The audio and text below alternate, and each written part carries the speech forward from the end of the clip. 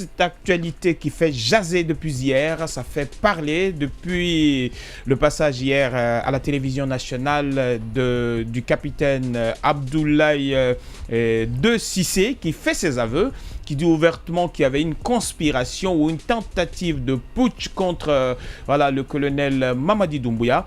En tout cas, c'est Djané, je m'intéresse à toi ce matin. Merci, merci Kanda Oumar pour le message. C'est de la comédie, c'est des comédiens et tout. Merci pour le message. Voilà, donc on s'intéresse à cela ce matin. On a vu hier cette sortie médiatique, on a vu la RTG, la DCI, tous autour de Abdoulaye Cissé, le capitaine Abdoulaye de Cissé, qui fait ses aveux, qui nous dit ouvertement qu'il y avait une conspiration autour du colonel Mamadi Doumbouya, une tentative de coup d'État était en marche, mais qu'aujourd'hui, ça a été déjoué. En tout cas, c'est une première que nous voyons en Guinée. Quelqu'un qui tentait de faire un coup d'État s'exprimer ouvertement à la télévision nationale, parce qu'on le sait dans d'autres pays, et même ici en Guinée, si c'est des choses, qui se passaient dans le passé, je ne sais pas si c'est réel pour aujourd'hui ou pas, mais si c'est des choses qui se passaient dans le passé, on pouvait directement comprendre que la personne, s'il devait avoir le droit à la parole, ce serait derrière les verrous, quoi. Mais cette situation, comment tu le vois en quelque sorte, et y a-t-il pas, c'est pas l'arbre qui cache la forêt? Je crois bien que vous avez choisi l'expression idéale qui sied dans la matière.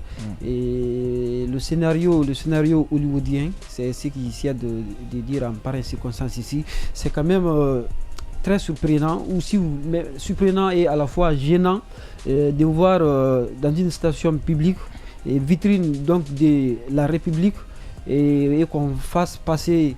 Tu peux enlever tes lunettes après, quand tu seras prêt pour le discours, tu les remets, s'il te plaît. Oui, bon, c'est que je suis un peu gêné ce matin de vous regarder droit dans les yeux. Après un film, c'est ça. Oui, mais c'est pas mal, je vais tenir bon. Alors c'est pour juste dire que c'est vraiment désolant, c'est un cas désolant. Hier on a assisté, tout le monde était surpris, et je crois bien que quand vous regardez déjà sur la toile, vous voyez chacun il va de son commentaire, chacun donne, n'est-ce pas, ses impressions sur ce qui s'est passé, mais c'est vraiment catastrophique en termes de communication et dans une période transitoire. Et vous savez qu'on est dans l'incertitude, et aussi moi ça me met mal à l'aise dans le sens où pratiquement sous le CNRD, tout a été démystifié. Et vous savez qu'on passe que la question de morale en République de Guinée, on dit que la morale n'existe plus, mais au moins les gens avaient aussi ce qu'on appelle une petite crainte.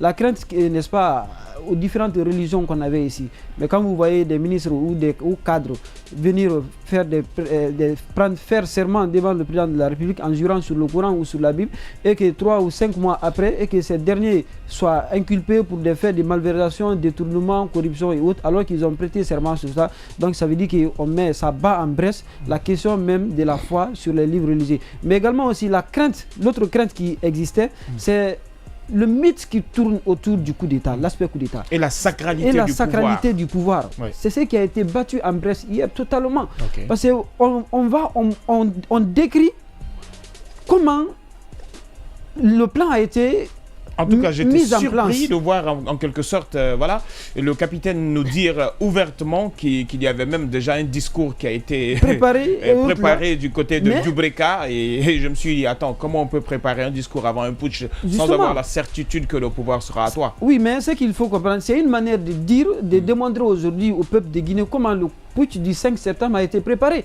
Parce que l'un des instigateurs indiqué, c'est Alia. Et Alia, on sait qu'il a été le chef des opérations du putsch qui a... Et on l'a vu aux côtés du président au réveillon, là-bas. Donc c'est pour dire que si en tant que chef d'opération, la même stratégie qu'ils ont usée pour renverser le régime d'Alpha Condé, c'est cette même stratégie qui avait été mise en place pour faire renverser peut-être le régime, le pouvoir aussi du CNRD. Donc c'est la description du coup d'État. Et ça insiste même les autres militaires. Donc on les prépare moralement pour dire que c'est comme ça. Ils peuvent penser que non, c'est une manière de les dissuader pour dire que non, tout ce que vous ferez, on peut être au courant de ce qui se passe. Mais un bon sang de bon Dieu, Le coup d'État, quand même, ça ne se prépare pas comme ça. Même si nous sommes des gamins, mais quand même, nous lisons des livres. Nous avons écouté des grands putsch manqués en Afrique. Pas récemment, même en Guinée-Bissau, reconnu comme étant le foyer des coups d'État en Afrique de l'Ouest. Au Mali également, le Mali et au autres. Burkina C'est pas comme ça que ça s'émence. Mais il faut quand même qu'on essaye de respecter le peuple de Guinée. Ça, c'est vraiment honteux. C'est un spectacle désolant où c'est pas possible. Il faut laisser un héritage à la génération montante. Il faut laisser vraiment de l'héritage. Mais c'est pas un tel héritage qu'on souhaite quand même léguer, n'est-ce pas, à nos enfants. Parce que ça, franchement, ça fait froid dans le dos. Moi, ça me donne une autre interrogation. Ça, je vais te poser la question, Simon. Je vais te revenir également. Mais la question que je me pose aujourd'hui, est-ce que ce n'était pas une manière de justifier tous ces actes qui sont commis ces derniers temps, parce qu'on voit restriction d'Internet, retrait des médias sur les différents bouquets, et comme déjà on en parlera d'ailleurs par rapport aux médias dans la seconde partie des 12 millions de procureurs, est-ce qu'aujourd'hui toute cette stratégie mise en place n'est pas une façon de justifier les différents actes qui ont été posés ces derniers temps? En tout cas, ça en a tout l'air. Je pense que ce qu'on a vu hier est une comédie. Je m'explique tout simplement. Parce qu'aujourd'hui, il faut rappeler que le coup d'État est une infraction. Lorsque tu tentes de faire un coup d'État, tu ne vas pas te retrouver banalement à liberté et venir démontrer ça à la télé. Et puis tu as tes libertés, tu as tes droits, tu fais tout ce que tu veux. Je veux déjà rappeler que lorsqu'il y a coup d'État, généralement, c'est poursuivi. Les personnes là sont derrière les barreaux. Il y a une décision définitive de condamnation qui est prononcée. Le président aujourd'hui ne peut pas prendre l'initiative de dire vous êtes libre, de donner la liberté à des personnes sans condamnation définitive. En plus, les personnes ont été libérées, justement. Les photos ont été prises. Voilà. Le lendemain, il se prononce à la télévision nationale pour nous sortir qu'il tentait un coup d'État. C'est pourquoi j'ai dit que c'est une comédie. Okay. Donc pour les personnes plus avisées ou qui lisent les textes, qui savent, qui ont des connaissances en droit, même pas le droit seulement, pour des personnes qui font des lectures, savent que ça c'est une comédie, c'est une parodie. On aurait même dit que Rigel a déjà fait mieux auparavant que Rigel dans Gandhi d'ici dans le bazar. Dans le bazar, c'est donc je reviens pour dire que en tout cas, hier, il réclamait les droits d'auteur. Et il a raison. S'il avait enregistré au bureau guinéen des droits d'auteur, je pense qu'il aurait pu poursuivre ces gens-là pour avoir des indemnisations. Non, mais comment il peut appeler mais c'est une paternité en fait, je veux dire qu'il faut arrêter à un moment donné de vouloir prendre tout le monde pour des gamins dans ce pays. Ces personnes-là auraient été un vrai coup d'État. Je reviens d'abord sur le scénario. On vous parle des photos qui sont prises pendant que ces gens-là sont en réunion, ils sont assis, ils préparent un coup d'État, ils prennent des photos. Ces photos-là ont circulé hier. Dans quel pays où dans ce genre de circonstances, vous vous cachez pour faire un coup d'État? Vous voulez même pas que les gens soient au courant, mais ils vont jusqu'à prendre des photos. C'est pour dire que ça, c'est une comédie. Je reviens sur l'autre pan de ma communication par rapport justement à la liberté dont a bénéficié ces personnes. Il faut dire que le président n'a aucun moyen, n'a aucune clé d'accorder la liberté à qui que ce soit, excepté la grâce. Et la grâce n'intervient que lorsqu'il y a une condamnation définitive. Et à ce niveau, on te remet en liberté, mais la condamnation reste encore sur ton casier judiciaire. Seule l'amnistie peut effacer la condamnation sur le casier judiciaire. Donc aujourd'hui, dire que ces gens-là ont tenté un coup d'État, après on les laisse en liberté, je pense qu'on banalise ce qu'on appelle le coup d'État, on banalise cette infraction, et le président, il est encore une fois en train de nous dire qu'il est le premier qui ne respecte pas les dispositions du code pénal, parce qu'il ne peut pas accorder la liberté à quelqu'un sans décision définitive. Maintenant, l'autre pan, par rapport au justificatif, c'est très vrai. C'est très plausible.